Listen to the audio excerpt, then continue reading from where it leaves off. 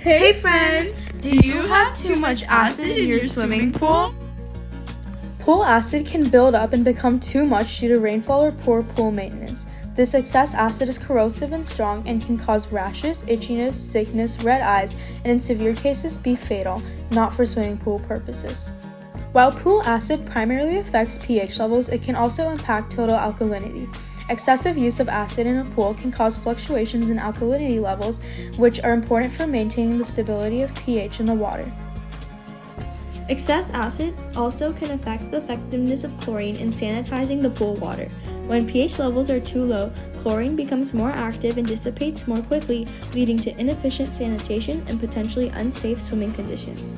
Imbalanced pH levels can also affect the overall water balance of the pool, leading to cloudy water, algae growth, and other water quality issues. So how can we fix this, friends?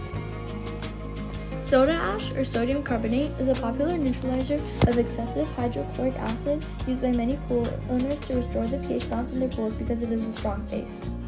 But how is sodium carbonate actually used to remove excess pool acid? Sodium carbonate comes in the form of soda ash, a white odorless salt. It can be dissolved in water and then added to the pool or just added in powder. When added to an acidic pool, the sodium carbonate reacts with the hydrochloric acid to form dihydrogen carbonate and sodium chloride. It then decomposes into water and carbon dioxide, which also increases the pH level. By increasing the pH level, sodium carbonate helps bring the pool water back into the optimal pH range for swimming, which is typically between 7.2 and 7.8 on the pH scale. This range ensures that the water is comfortable for swimmers and allows the pool's chlorine to work effectively in sanitizing the water. Sodium carbonate also increases the alkalinity levels, which is what helps the pool's pH levels stabilize and adds to the ability to resist changes in pH.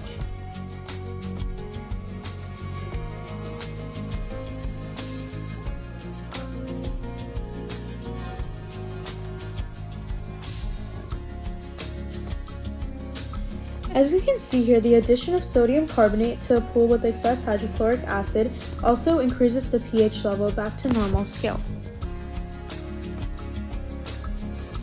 This is our unbalanced reaction. As you can see, the reactant side does not match the product side, so this reaction cannot work as it is. Therefore, we need to balance it.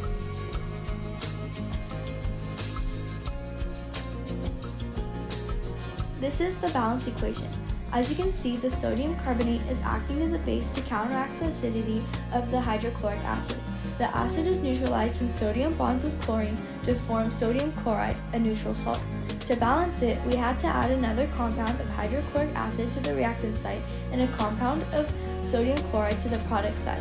This reaction is double replacement, as we can see how, because in the reactant side we have sodium carbonate and hydrochloric acid, and in the product sodium and hydrogen switch places to give us sodium chloride and dihydrogen carbonate. However, dihydrogen carbonate breaks down into water and carbon dioxide in a decomposition reaction after the initial reaction takes place to give us the final products of sodium chloride, water, and carbon dioxide.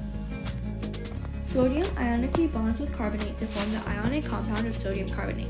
Sodium also ionically bonds with chlorine to form the ionic compound of sodium chloride. Hydrogen bonds covalently with chlorine to form the covalent compound of hydrochloric acid, and hydrogen also bonds with carbonate ionically to form dihydrogen carbonate, which after that decomposes in an extra decomposition reaction to give us water and carbon dioxide from dihydrogen carbonate. In the products from the decomposition of dihydrogen carbonate, water is produced and is an example of hydrogen bonds because the hydrogen is bonded to the oxygen with hydrogen bond.